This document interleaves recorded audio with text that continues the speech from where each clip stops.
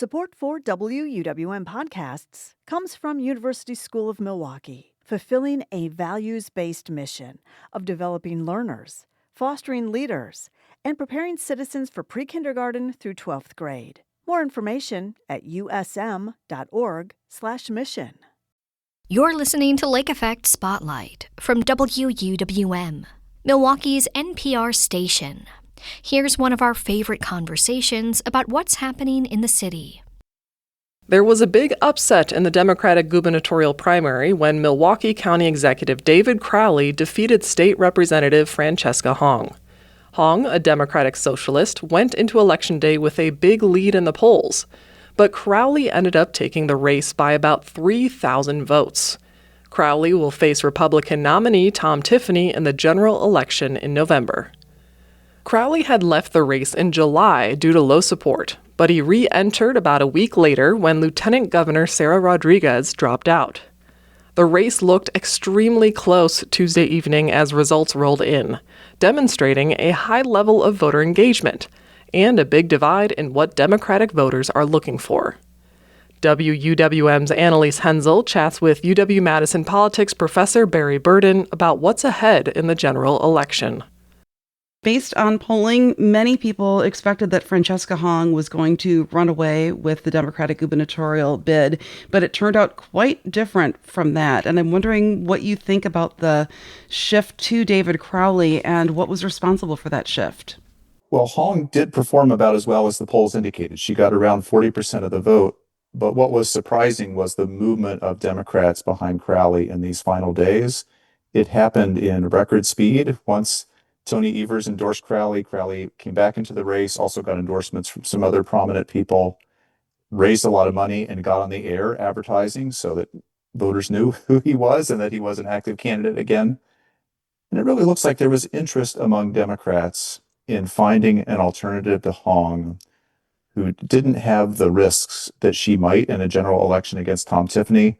There's an opportunity this year for Democrats to potentially win a trifecta, to win both chambers of the state legislature as well as the governor's office.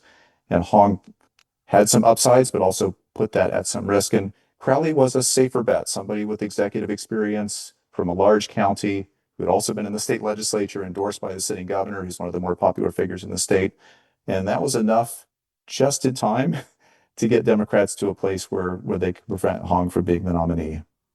So I think what many people think was so special about Hong was that she represented a real difference. She was putting her progressive views right out there without any varnish. And she ran a campaign that featured a groundswell of support from everyday people without the benefit of the big spending on TV ads and radio ads that is so common in elections.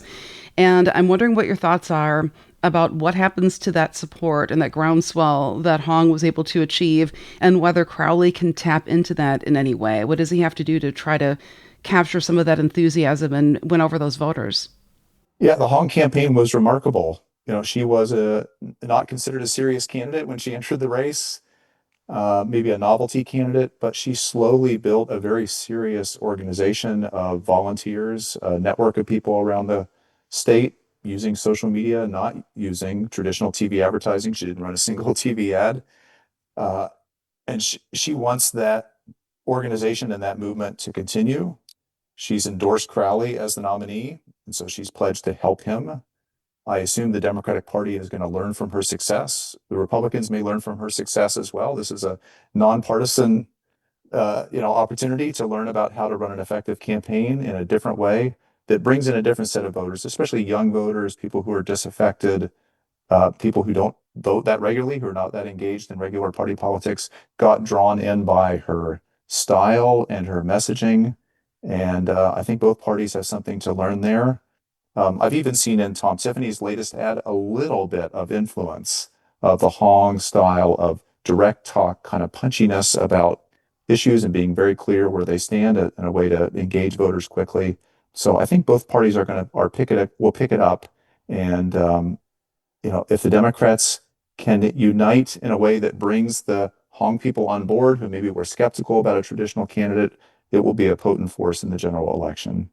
What's intriguing to me is that you can't manufacture that type of magic that Hong was able to generate for her campaign and among her supporters. What do you think David Crowley has in his power to do? I don't mean to disparage him in any way, but she really is a one-of-a-kind candidate. She is a one-of-a-kind candidate, and people say similar things about people like Bernie Sanders and AOC, who are just very effective communicators and have an authenticity about them that people are attracted to. And I think Crowley is not a very well-known politician, especially outside the Milwaukee media market. So he's got an opportunity now very quickly to tell his biographical story about growing up in poverty with a difficult life in Milwaukee and climbing his way into politics and earning a college degree and all the other things, building a family and so on. Uh, as he has said, he doesn't think of himself as part of the establishment, and he probably wouldn't be cast that way if Hong was not in the race with him compared to some of the other Democrats in the race. So I think there's a chance there. And Crowley seems like someone who is comfortable being himself on the campaign trail. There's not an artifice about him, I think, that will turn people off. It may not be possible to recreate the Hong campaign exactly, but I think Crowley has an opportunity to connect with voters in a way by telling his story. Let's talk a little bit more about what you referred to as Crowley being the establishment candidate as compared to Hong. And he was often painted in the media as the moderate person or the more mainstream person. Is that label fair? How would you describe him? Well, he's a Democrat, and most of the Democrats in this race agreed on the vast majority of issues. Had some differences on data centers, maybe some differences on how legal they would make marijuana in the state or what they want tax rates to be. But broadly, it's a liberal party, left of center, and he's in that camp. But he's also got a job that requires him to run government on a day-to-day basis in Milwaukee County. And he has a managerial style of having to meet budgets and deadlines and hire personnel. It's an executive position. So that requires some practicality. And he has cut deals with Republicans at times in the state legislature on taxes, on the Brewers Stadium, on other things that Hong has not had to do or not had the opportunity to do. So it makes him look more moderate because he is sort of operating in the day-to-day world of governance. So I think it's good preparation for being a governor. That might be part of his appeal to Governor Evers in particular. There is precedence for a Milwaukee County executive to become governor. That's where Governor Walker came from. But there often is an anti-Milwaukee sentiment outstate. And Walker rose to power as governor in an election year where there was recall fever due to the pension crisis in Milwaukee County government. Crowley is not in that position of riding a big wave of support based on a topic of that size. What does he need to do in terms of addressing outstate skepticism or concerns about a Milwaukee lawmaker? It is a challenge. And, for many years, Democrats were wary about nominating candidates from Madison or Milwaukee and being branded as big city liberals out of touch with the rest of the state. Crowley has spent the last year, I suppose, on the campaign trail, traveling the state, getting outside of the county as much as he can while also being county executive day to day. It's been a real tension that he's going to have to continue to balance those two things if he continues to be county executive while running for governor. But I think the assets he has going for him in connecting with people outside Milwaukee are his personal story and about the day-to-day work of running government, about just being competent and trying to meet the needs of government and the people it serves.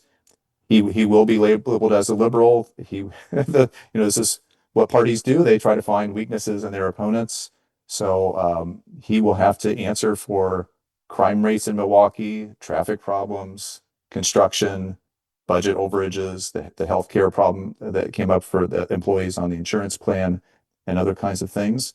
Tom Tiffany will have things to answer for as well. So it's part of the campaign. I think it's something that he should be prepared for. We've been focusing largely on Crowley and Hong because the Democratic gubernatorial primary was such a wild ride. But let's spend a little time talking about Tom Tiffany. How do you expect him to shape his message now that he knows who his opponent will be? And how does he balance those attacks on his opponent and selling himself to people who might not be that familiar with him, as he is a Northwoods lawmaker and people around the big populated areas might not know him that well? Yeah, Tiffany's had an easy ride so far. He's been raising money. He's got more money than any of the Democrats. He's been able to slowly introduce himself to voters around the state. He's run, I think, 4 different television ads now that are mostly biographical, introducing him to friends and family, putting him in kind of folksy settings, talking about common sense Wisconsin ways of doing things. That's going to change now that the primary is over. He has not really been the target of the Democratic apparatus entirely. Candidates have gone after him from time to time. But now the Democrats will focus on his connections, especially to Donald Trump. His voting record in Washington, which is closely aligned to the Trump administration, his refusal to accept the 2020 election that Trump lost in the state. And Trump's an unpopular figure nationally and in Wisconsin with approval ratings in the high 30s. That's really dangerous territory for Republicans who are certainly going to suffer losses in elections around the country this year. He would have much preferred to have Hong as a nominee. Republicans were supporting her campaign in some ways, hoping that she could be cast as a kind of wild-eyed socialist or communist from Madison, out of touch and unprepared and very culturally distant from the average Wisconsinite. And that didn't come to fruition. So they're not going to be able to use that approach. Crowley, I think, is harder to tag because he has worked with Republicans in a number of ways, because he's an executive running government. That's different than being a bomb-throwing legislator or saying things on social media that might get you in trouble.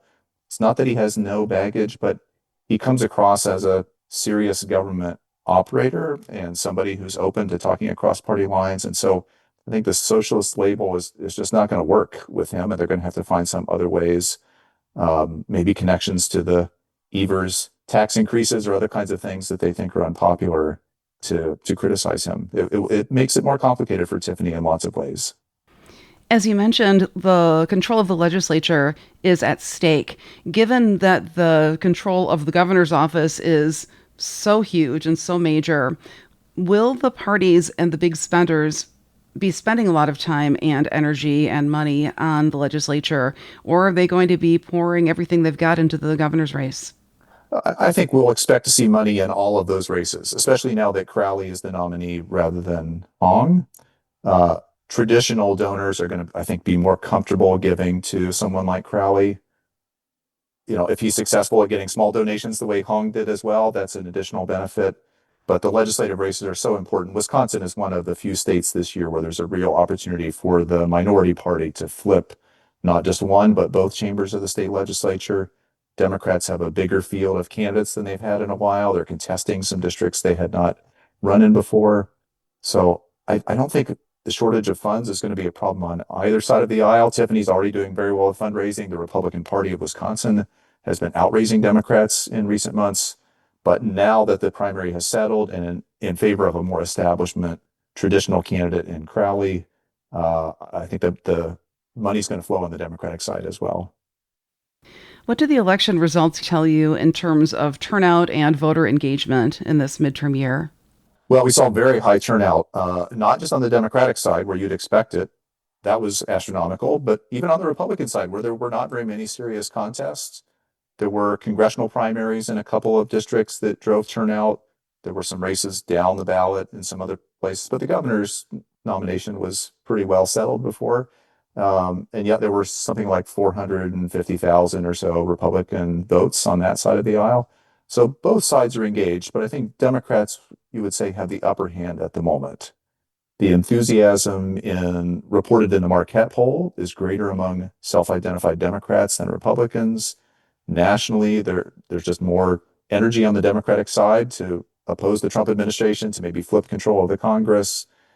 We saw that the last time Trump was in office back in 2018, when there was a midterm here in Wisconsin, Democrats did very well and had the enthusiasm edge. It hasn't quite materialized in the financial donations yet. Hopefully for Democrats, those now start flowing, that the primary's been settled. I think that's the last piece that needs to come together. But Democrats are, I think, unifying pretty quickly. They're holding a breakfast today, the day after the primary, to have a public show of everyone being on board together, especially to bring those Hong supporters into the operation.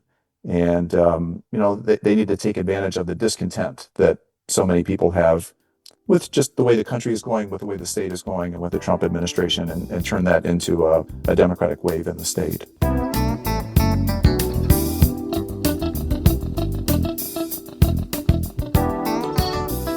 Barry Burden is a professor of political science at UW-Madison. He spoke with WUWM's Ann-Elise Henzl.